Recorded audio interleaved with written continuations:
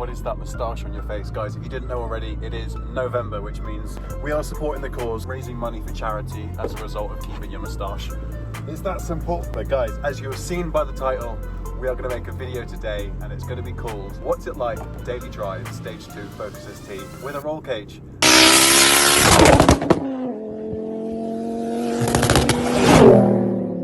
What is the first thing that you're all going to be thinking when it comes to a Mk2 Focus ST 225? I can imagine the one-off cost, obviously the cost of buying the initial vehicle, how much it costs to insure it, and then more importantly, the daily running costs. Is a Mk2 Focus ST just like this okay, or at least so much possible, to drive as your daily driver? Well, let's find out. Regarding running costs on the Ford Focus ST 225, is it affordable? Is it worth buying a Ford Focus ST? And more importantly, are the running costs going to completely wipe out your love for the car? Right, let me just get into the right slow lane so I don't have to annoy everyone on the road. Now, in answer to your question, running costs, it costs about £60 to fill up the tank. So my average fuel is 17.9 miles per gallon. Smell. Honestly, this nose is big enough, I can smell things. How many of you guys go through that when you smell something, you're like, what's broken? Anyway, back to the point. You don't buy a Focus ST to have fuel efficiency. You buy a Focus ST for smiles per miles.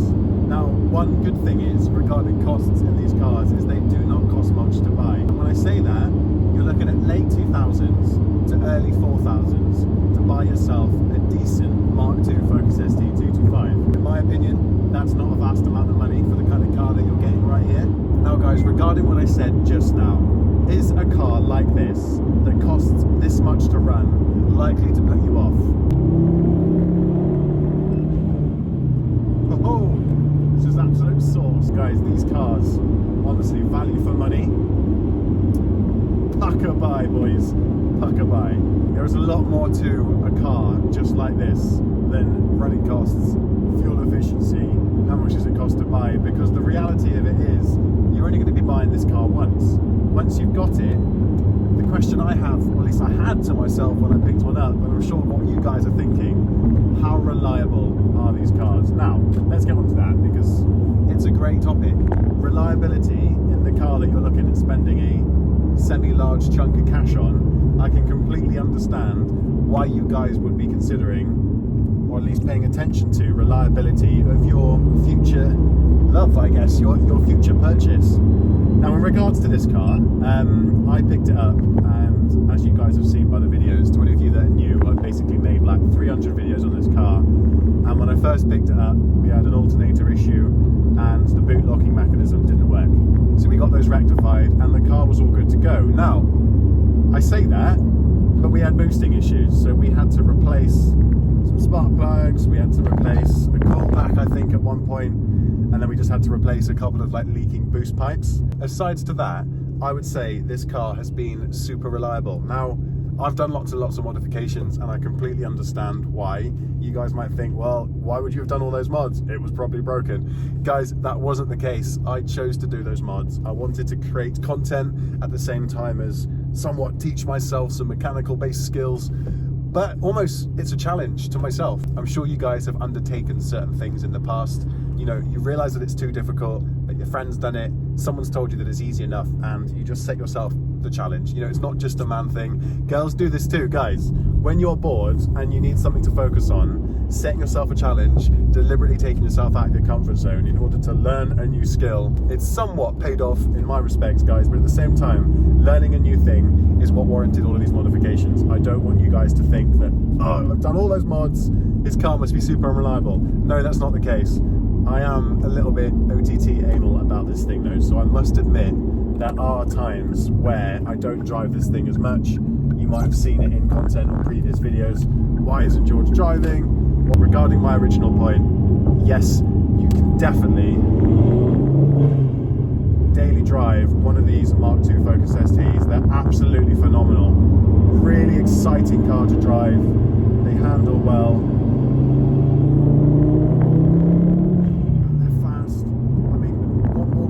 This car is fun. For the money, this thing is just an absolutely phenomenal know it sounds like I'm just saying that, but the reality of this car, it's unreal. It really is. We're going to do a little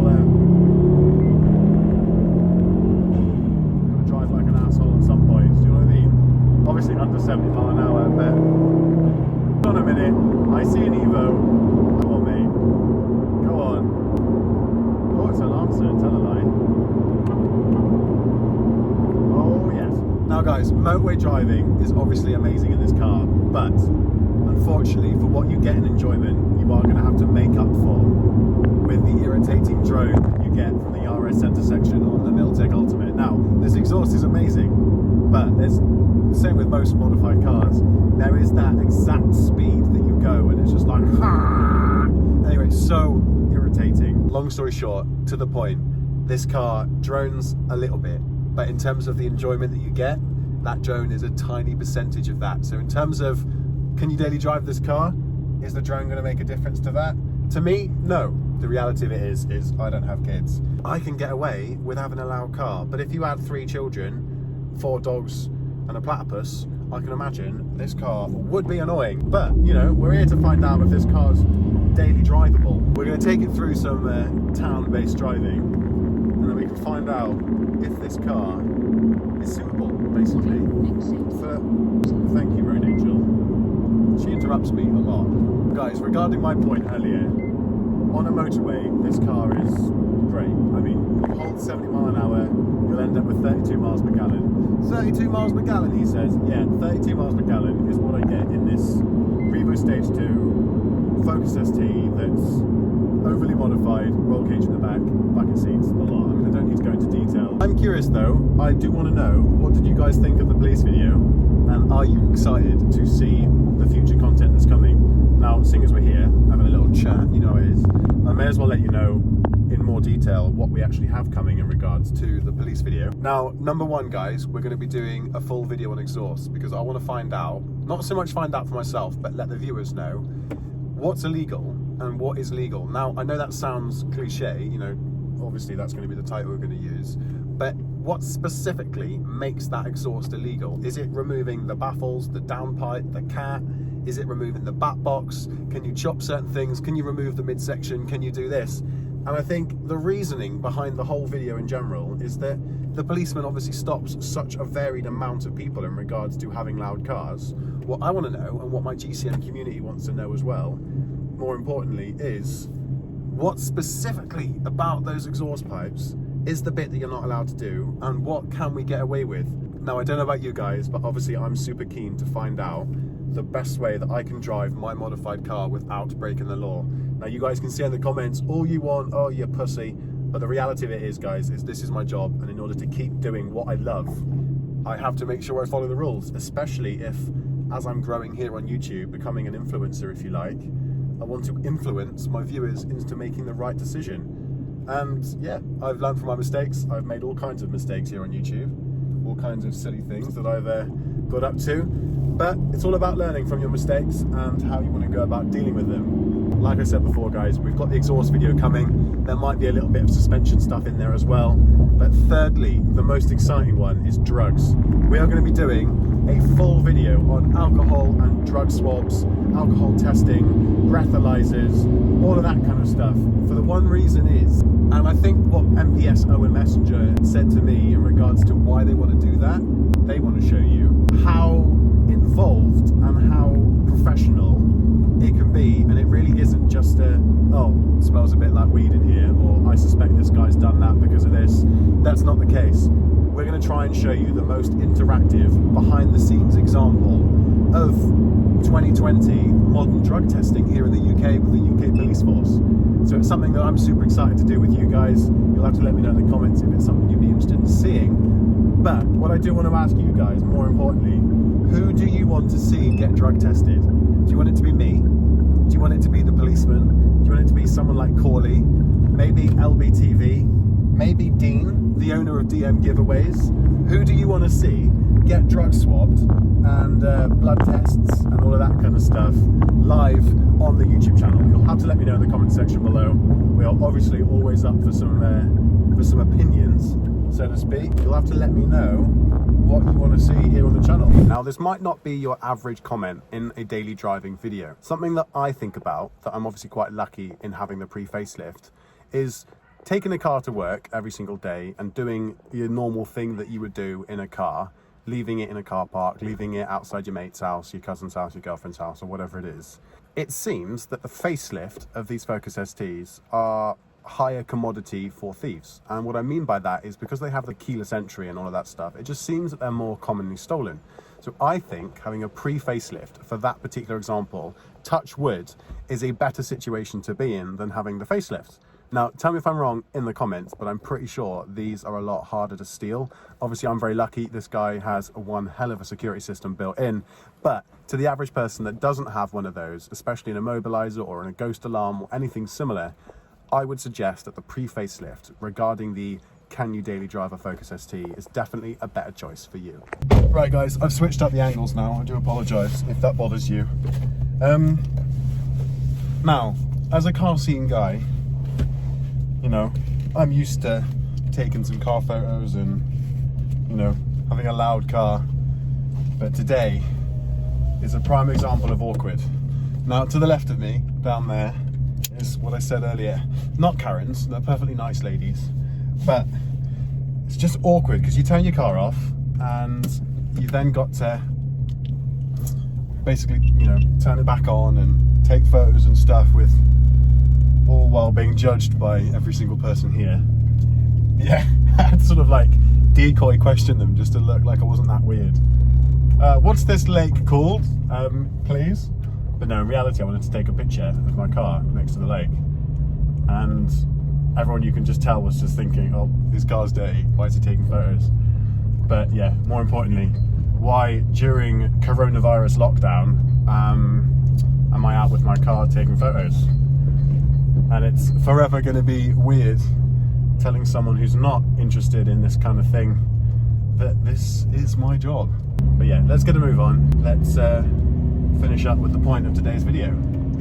As mentioned before, can you daily drive a Focus ST? I'm certainly going in all different kinds of areas in order to really show you guys that yes, in fact, you can drive a Ford Focus ST if you have a lot of patience. Now the question is, can you daily drive a Focus ST? We're about to find out. We've got the daily shop. It goes nicely behind the K-brace. Nothing falls out. I'd say that's a win. Right, well that was fun. Honestly guys, the shops are just not as crazy as you're expecting. Being in another lockdown, it just feels like, you know, last week or the week before. No different to usual really. Which isn't a bad thing. I'm just lucky that I work from home, so I don't have to deal with it most of the time. I would like to think that we've been through a couple of different scenarios, the result in proving that the Focus ST is manageable for a daily driver car. Now, maybe if you've got to go to work at 4:30 every single morning and you have lots of neighbours, I'd probably suggest that a Focus ST might not be the option for you. But then I suppose you probably want to look at your budget, and maybe if you had, say, like a £5 budget, £600 into a daily, 4,400 into the ST, I'd say that'd be a good option. Now we've done the shopping, the question is, will the shopping remain intact in the back of the car? Right, this is the decider, boys. Oh, we've literally got a cop car behind us to let him go past. Oh, there we go. Oh, that gave me anxiety. Honestly, elevated heart rate. I wish I'd had that on the heart rate monitor. Whoa, whoa.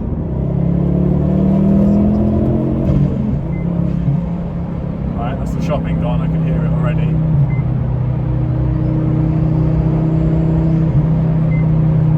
There's the drone for you guys if you can hear it.